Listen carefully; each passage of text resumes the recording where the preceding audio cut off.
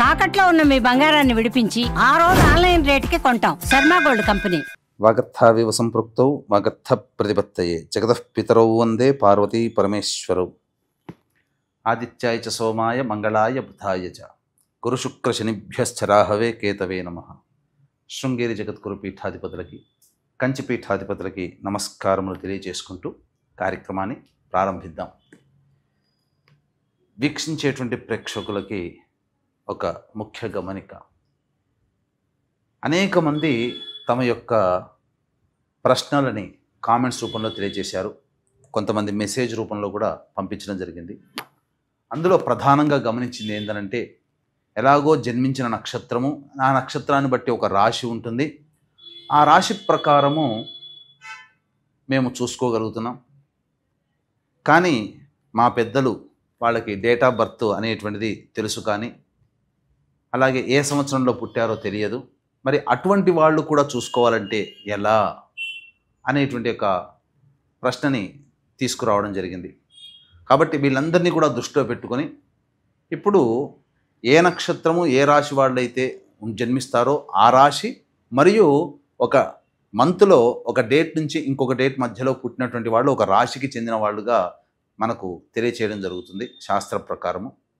కాబట్టి ఈ యొక్క గణాంకాలని దృష్టిలో పెట్టుకొని మనం వినూత్నంగా రాశితో పాటుగా ఒక నెలలో పుట్టినటువంటి వాళ్ళకి, అనగా ఉదాహరణకి ఉజ్జాయింపుగా ఏ రాశికి చెందుతారో ఆ రాశి వాళ్ళని మనం క్రోడీకరించుకొని ఈ యొక్క నూతన విధానంగా మనం తెలియచేయడం జరుగుతుంది. ఒకవేళ రాశికి సంబంధం లేకపోయినా మీరు జన్మించిన జన్మ తేదీ మరియు జన్మ నెల ఏదైతే ఉంటుందో జన్మ మాసమును బట్టి మీరు ఒక రాశికి చెందుతారు. ఆ రాశిది ఆ ఫలితాలు కూడా మీకు కూడా ఉపయోగంగా ఉంటాయని చెప్పి తెలియచేయవచ్చు.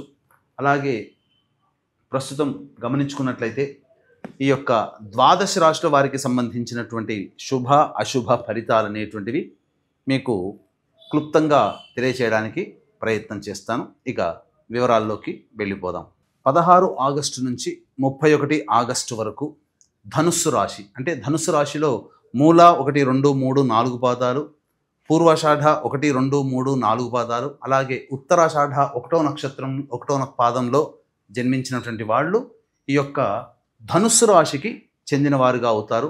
అలాగే సంవత్సరం క్యాలెండర్లో డిసెంబర్ 17 నుంచి జనవరి 20వ తారీఖు వరకు మధ్యలో పుట్టినటువంటి వాళ్ళు ఈ యొక్క ధనుస్సు రాశికి కూడా చెందిన వాళ్ళు అవుతారు. కాబట్టి డిసెంబర్ 15 నుంచి జనవరి 20 మధ్యలో పుట్టిన వాళ్ళు, మూల పూర్వాషాఢ ఉత్తరాషాఢ 1వ పాదంలో జన్మించినటువంటి వాళ్ళు ధనుస్సు రాశి. కాబట్టి 16 ఆగస్టు నుంచి 31 ఆగస్టు వరకు ఏ విధంగా ఉండబోతుందో తెలుసుకునే ప్రయత్నం చేద్దాం. గురుబలము అలాగే సంపూర్ణముగా ఉన్నటువంటి కారణం చేత అనుకున్న పనులు సజావుగా పూర్తి అవుతాయి. అలాగే ధనపరమైనటువంటి సమస్యల్ని తీర్చుకోగలుగుతారు. ముఖ్యంగా అన్ని విధాలుగా యోగదాయకంగా ఉంటుంది. మీ కీర్తి ప్రతిష్టలు పెరుగుతాయి. అయితే శుక్రగ్రహ సంచారమే అనుకూలంగా లేదు. ఈ కారణం వల్ల ఏమవుతుంది, ఎదుటి వాళ్లతో మీరు ఎవరితో కలిసి పని చేస్తారో, ఎవరితో కలిసి ప్రయాణం చేస్తారో, ఎవరితో కలిసి జీవిస్తుంటారో వాళ్ళ మధ్య కొంత విభేదాలు వచ్చే అవకాశం ఉంటుంది. కాబట్టి ఎదుటి వాళ్ళ మీద పెత్తనం చెలాయించకుండా సజావుగా సాగే విధంగా మీ యొక్క ప్రవర్తన గనక ఉంచుకుంటే అన్ని విధాలుగా సమస్యలు చాలా తగ్గుముఖం పడతాయని చెప్పవచ్చు. ఇక ఈ శుక్రుడు కూడా అనుకూలంగా ఉన్నటువంటి కారణం. అయితే ఎప్పటి వరకు 21వ తారీఖు నుంచి సంపూర్ణంగా యోగదాయకంగా ఉంటాడు. ఈ కారణం చేత విలువైన వస్తువులు కొనుగోలు చేస్తారు, స్త్రీ సౌఖ్యం కలుగుతుంది, నూతన వ్యక్తులు పరిచయం అవుతారు. అన్ని విధాలుగా శుక్రగ్రహ సంచారం వలన యోగదాయకంగా ఉంటుందని చెప్పవచ్చు. ఇక బుధుడు కూడా అనుకూలంగా ఉన్నటువంటి ఈ కారణం చేత పెట్టినటువంటి పెట్టుబడులలో మంచి లాభసాటిగా ఉంటుంది, కుటుంబ సౌఖ్యం పెరుగుతుంది, ధనపరమైన సమస్యలు తీర్చుకుంటారు, లోన్ల కోసం ఆశించేటువంటి వ్యక్తులకి లోన్లు శాంక్షన్ అవుతాయని చెప్పవచ్చు. అలాగే రవి కేతు యొక్క సంచారము అనుకూలంగా లేదు. ఈ కారణం చేస్తున్నటువంటి వృత్తి ఉద్యోగ వ్యాపారాల్లో ఇన్సెక్యూరిటీ అనేటువంటిది ఉంటుంది. కాబట్టి దైవానుగ్రహాన్ని పొందే ప్రయత్నం చేయండి. అలాగే ప్రభుత్వ పరముగా పన్నులని కట్టాల్సినటువంటి పరిస్థితి వస్తుంది. ఇక కుజగ్రహ సంచారము అనుకూలంగా లేదు. కాబట్టి మళ్ళీ వృత్తి ఉద్యోగ వ్యాపారాల్లో కొంత ఆందోళన ఉంటుంది, కోపం అధికంగా ఉంటుంది. కాబట్టి కోపాన్ని తగ్గించుకునే ప్రయత్నం చేయండి. రాహువు శని సంచారం సంపూర్ణంగా యోగదాయకంగా ఉంటుంది. ధనుస్సు రాశి వారికి అర్ధాష్టమ శని దోషం ఉన్నప్పటికీ కూడా శని వక్రీకరించి కొంత శుభుడుగా మారుతున్నటువంటి కారణం చేత ఇప్పటి వరకు మీకు సహాయం అంటే వెనుదిరిగినటువంటి వ్యక్తులు మీకు సహాయ సహకారాలు అందించే అవకాశం ఇటు శని రాహువులు గురుగ్రహ ప్రభావం వలన కలుగుతాయి. తర్వాత చెప్పొచ్చేది ఏమిటంటే మిశ్రమమైనటువంటి ఫలితాలు మీకు కలుగుతాయి.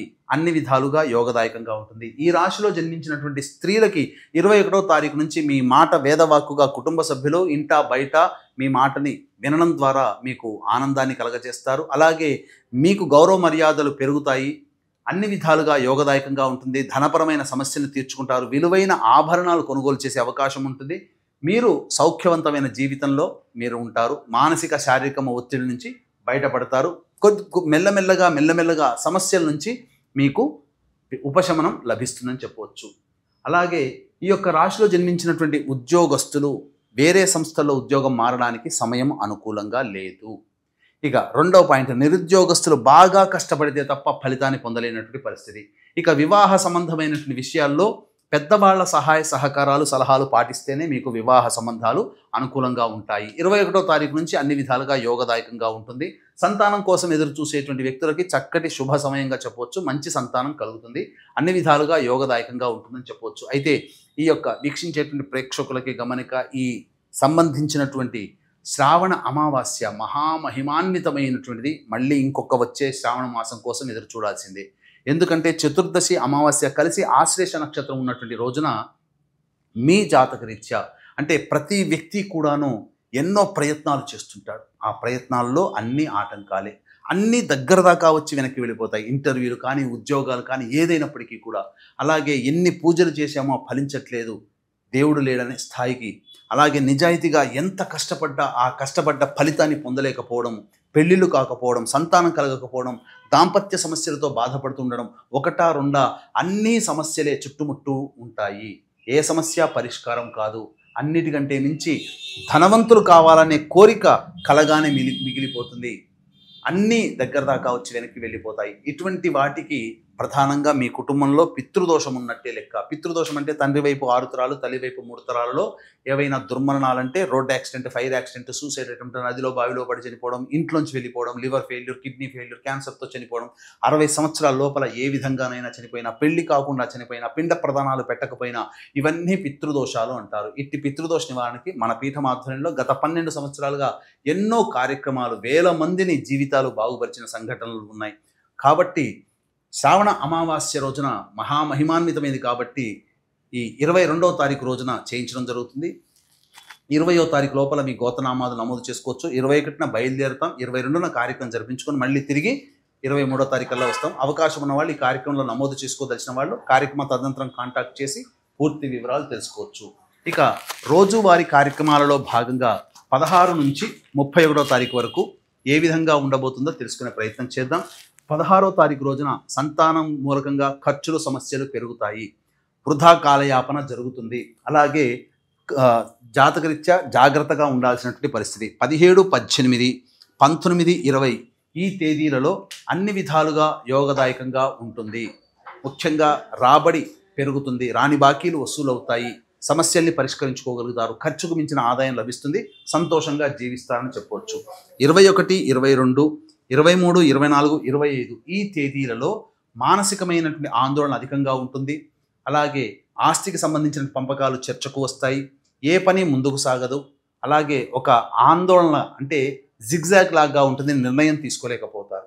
ఇక 26, 27, 28, 29, 30 ఈ రోజులలో మీకు అన్ని విధాలుగా ఆనందదాయకంగా ఉంటుంది. రాని బాకీలు వసూలవుతాయి. ధనపరమైన సమస్యలు తీర్చుకుంటారు. సంతానం గురించి ఒక శుభవార్త మీరు వింటారు. అలాగే అన్ని విధాలుగా అనుకూలంగా ఉంటుందని చెప్పవచ్చు. 31వ తారీఖు రోజున మాత్రం అనవసరమైనటువంటి ఖర్చులు సమస్యలు పెరుగుతాయి. రాని బాకీలు రాకపోవడం, ఖర్చులు పెరగడం, మానసికమైన ఆందోళన ఉండడం, వృధా ప్రయాణాలు జరగడం గమనించవచ్చు. తర్వాత చెప్పొచ్చేది ఏంటంటే శుభ అశుభ మిశ్రమ ఫలితాలు ఈ యొక్క ధనుస్సు రాశిలో జన్మించినటువంటి వారికి డిసెంబర్ 17 నుంచి జనవరి 20 మధ్యలో పుట్టినటువంటి వారికి ఉంటాయి. కాబట్టి జాతకరీత్యా వచ్చేటువంటి సమస్యల పరిష్కారం కోసం ప్రతిరోజు చంద్రశేఖర అష్టక పారాయణం, విష్ణు సహస్రనామ పారాయణం చేస్తూ ఉండండి. అన్ని సమస్యలు తొలగిపోతాయి. సర్వం శ్రీ ఉమామహేశ్వర పరబ్రహ్మార్పణమస్తు.